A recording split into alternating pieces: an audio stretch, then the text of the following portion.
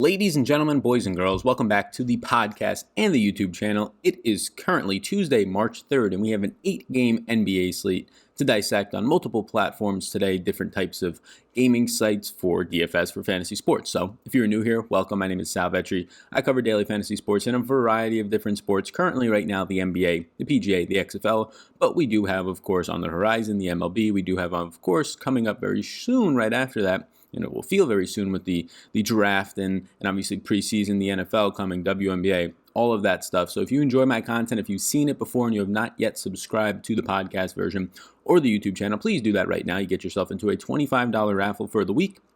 Hit the notification bell on YouTube, leave a review for extra chances at that raffle indeed. So thank you so much for doing that. I do appreciate it. I do have Patreon exclusive content for this NBA slate every single day. Projections over on Patreon. That is all linked up down below. Updated player pools. And now those Patreon projections include DraftKings, Super Draft, and Fantasy Draft. So all three of those are going to be included in the one bundle price. So you can check that out. I'm an independent content creator, so all that stuff is created by myself. I'm the only one here, so I appreciate the support on that.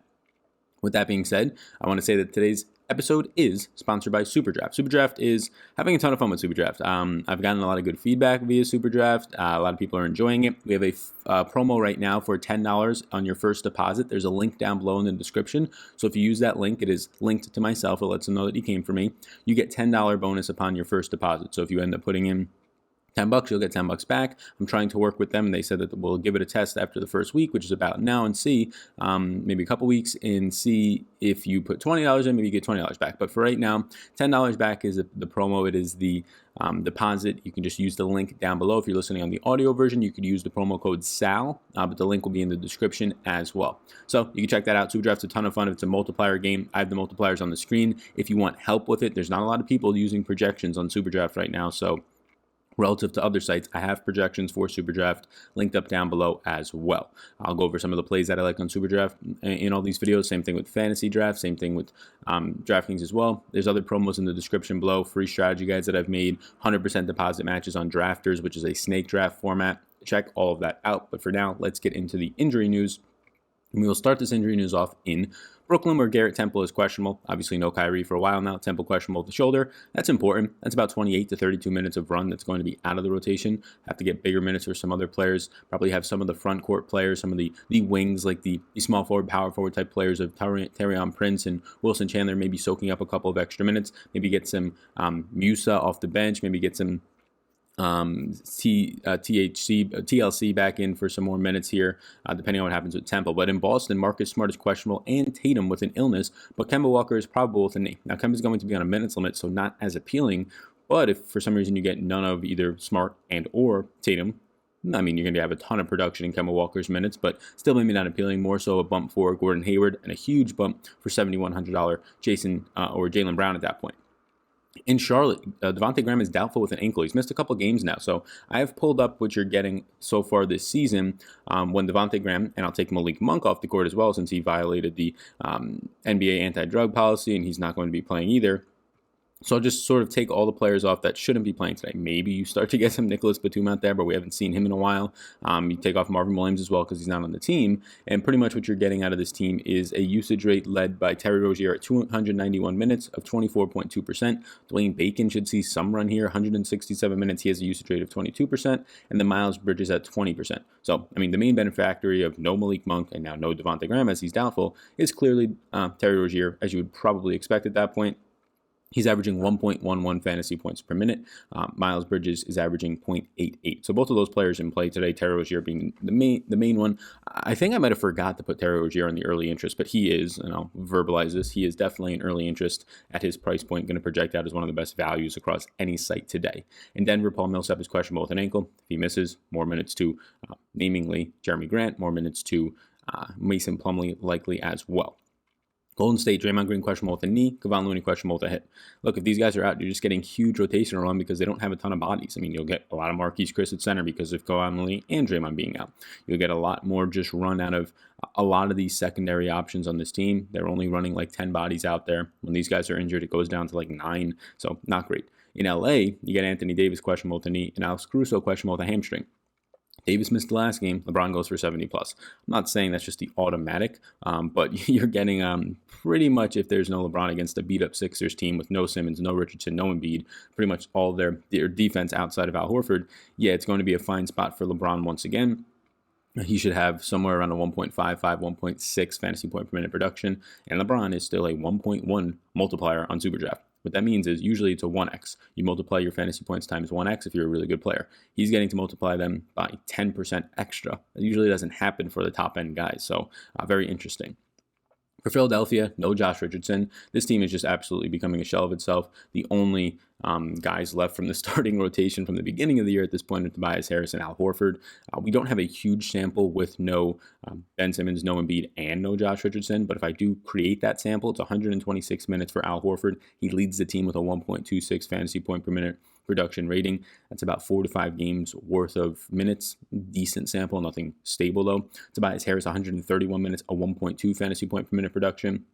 Shake Milton, 125 minutes, 1.14, and Alec Burks, now you're getting to like 2 games worth, 50 minutes, 1.07. Burks saw his minutes finally creep up into the mid-20s. With no Richardson, I expect that to remain true. I expect Shake Milton to continue to get 32 to 35 minutes of run. All these guys look like they're in play, Burks being the cheapest at the low 4K price range. No LaMarcus Aldridge, we've been seeing this for a while. He missed last night. He is doubtful tonight with his shoulder injury.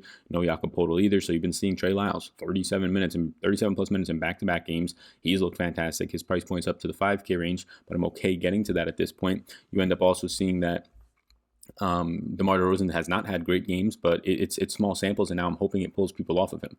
He is still in 143 minutes without LaMarcus Aldridge and Jakob Poeltl this year, a 1.27 fantasy point per minute producer. In so far this season, in 513 minutes with Aldridge off the court, he's a 1.31 fantasy point per minute producer. So people who are going to say, but DeRozan stunk last night, that's perfect. Lowers ownership for me because over the long run, he's going to produce much better and potentially double the fantasy points than he did last night. So DeRozan firmly in play, Trey Lyles firmly in play. You have all the secondary guys. Patty Mills, fine, okay. DeJounte Murray is fine for me with Aldridge off the court in 410 minutes now. He's averaging 1.15 fantasy points per minute. Minutes are always a concern, but even if he's only playing 25, he's in play, and he has the upside to play 30 plus. So they're all in play for me. I like DeMar DeRozan. I like DeJounte Murray. I like Lyles. You want to get down to the cheapies where Patty Mills is averaging a fantasy point per minute in 748 minutes with Aldridge off the court. That seems fine to me. Rudy Gay, 672 minutes, averaging 1.05 fantasy points per minute. At the start of the day, I would probably rank this as 1 DeRozan, 2 DeJounte Murray, 3 Trey Lyles, 4 Patty Mills for me in terms of my interest from the Spurs with Aldridge out. Sacramento, Corey Joseph is questionable with a heel, and then Toronto, Fred VanVleet questionable with the shoulder, Serge Ibaka questionable with a knee. If Ibaka's in, I like him at 6,100 on DraftKings. I like his 1.5x multiplier on SuperDraft. Not as much of a fan of him over on Fantasy Draft, but that's still a fine price point. With that being said, let's get into our early interest. I'm doing this in the morning, so there's not a ton of totals out, as there usually is not at this time of the day. So I'm not going to really go over the target offense sheet. If you are interested in that, it's just Vegas odds, all that stuff, Vegas pace, projections, fantasy points allowed per position by each team. So all that stuff can be found over on Patreon as well. I mean, it's not done, but if you just want kind of a highlight of what it is, it's this chart right here. It's a nice first look at where some beneficial matchups are, but it should not be your first and only thing that you look at if you're making lineups. I guess if you have 5 minutes to look at something, it's a nice thing to digest quickly, but you probably shouldn't be playing if you only have 5 minutes. So with that said, I have a list right here of 23 players. Before I get into it, I just want to call out that I do have projections for all these players, and this is just a piece of my player pool. On an 8-game slate, I'll probably have somewhere around 60 players in a player pool, so this is about half or so of my player pool, probably less than half. So if you see players that are not listed on here, like Bradley Beal at the top, like Terry Rozier, like I already called out, those players I do have interest in. I'm just picking a sample, otherwise I'd be here for an hour on this show, if not longer, probably 2 hours, going over a full player pool of players. So if you want all the projections for those guys, for SuperDraft, for Fantasy Draft, for DraftKings, all linked up down below. You can check that out. Player pools will be updated as well. So at the top, LeBron James is a fantastic option across the board. Fantasy Draft, he's way too cheap at $20,400. The presenting sponsor of this show, SuperDraft, he has a 1.1x multiplier. That'll make him one of my favorite 5-6 plays that you can roster today in your lineups. And then DraftKings at $11,400 is the most appropriate price, but that's only if Anthony Davis is out. I like LeBron on SuperDraft regardless at that multiplier. I like him on Fantasy Draft regardless at that price. DraftKings, I'll only have interest if Anthony Davis is going to be out.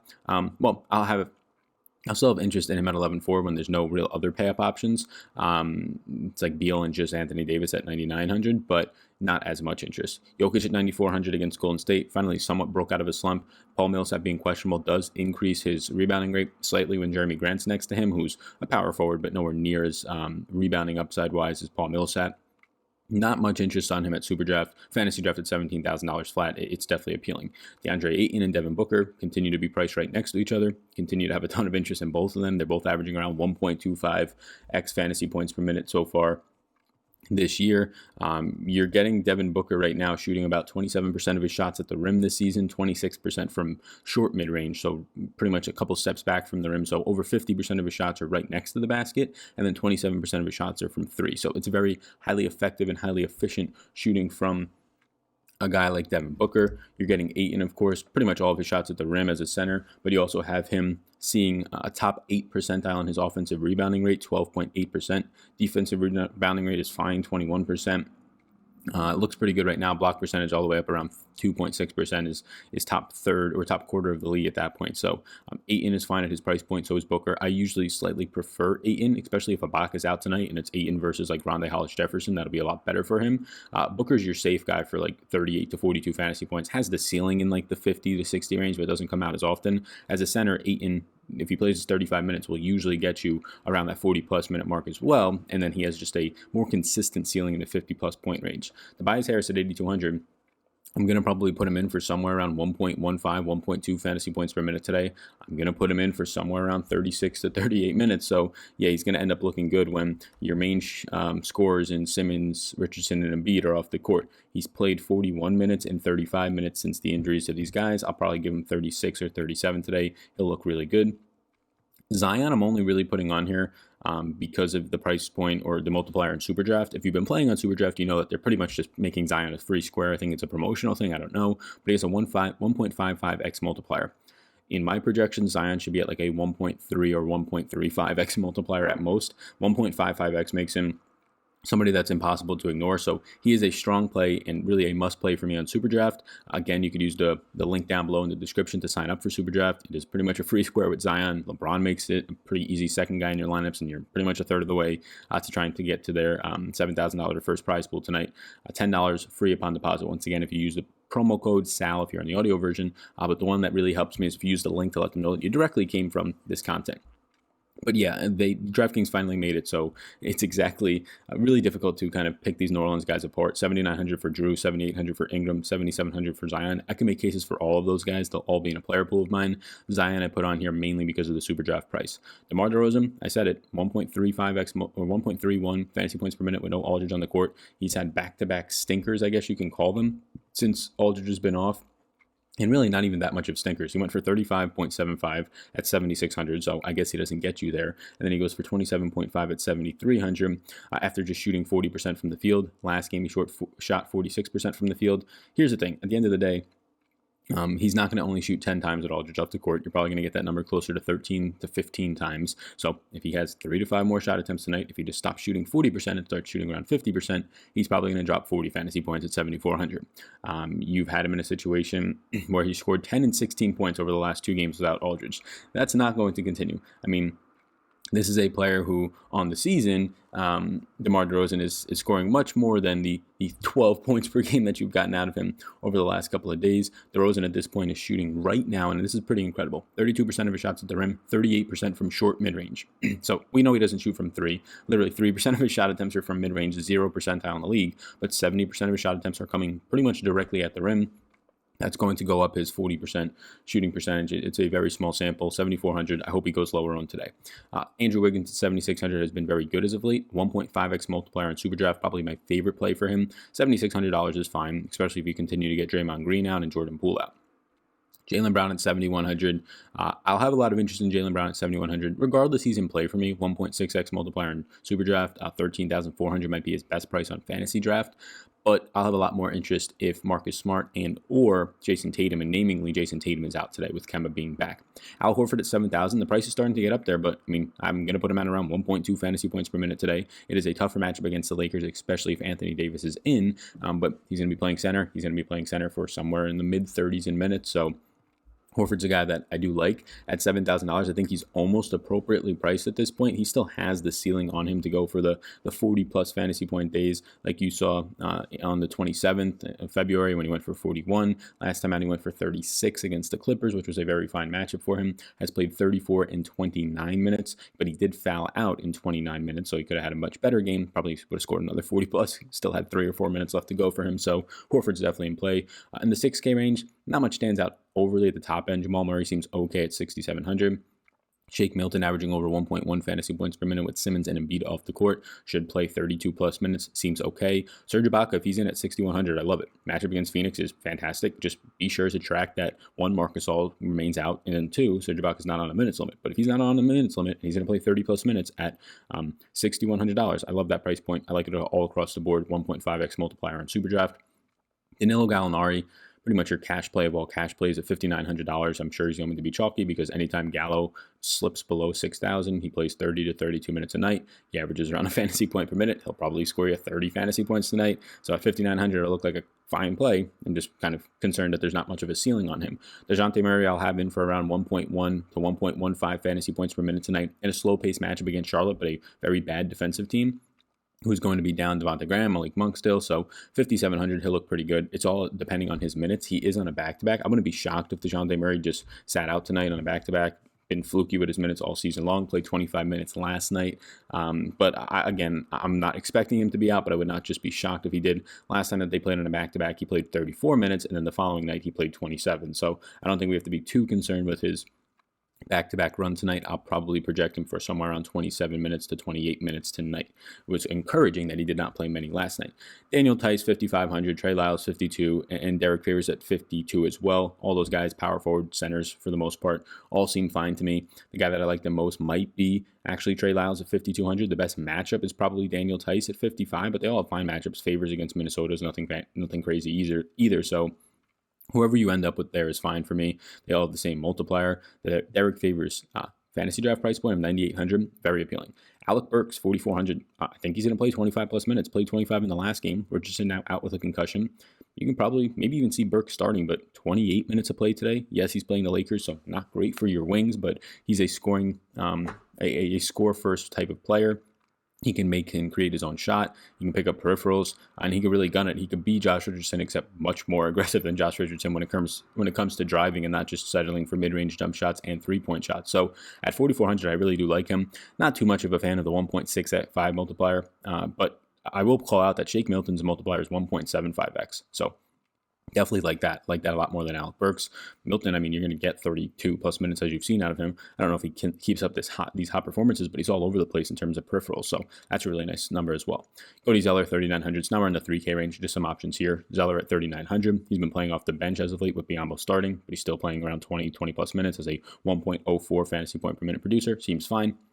JaVale McGee and Dwight Howard, he'll be in a player pool too, not shown on the screen, but both of them will be interesting to me if indeed there's no, they split pretty much 48 minutes the last time out. If there's no Dwight Howard, they're both in play yet again for me against a banged up Sixers team. Michael Mulder, he is, and if you don't know, because I didn't know about a week ago, he is on the Golden State Warriors.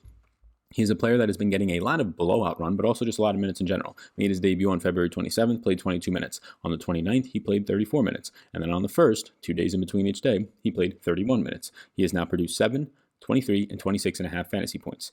Obviously, there's been no Jordan Poole. Kai Bowman has been out. Draymond Green has been out. So, in the last game, you also had Alan Smiley out, the center. You had Kevon Looney out. You had so many injuries on this team. So there's just a ton of minutes to go around.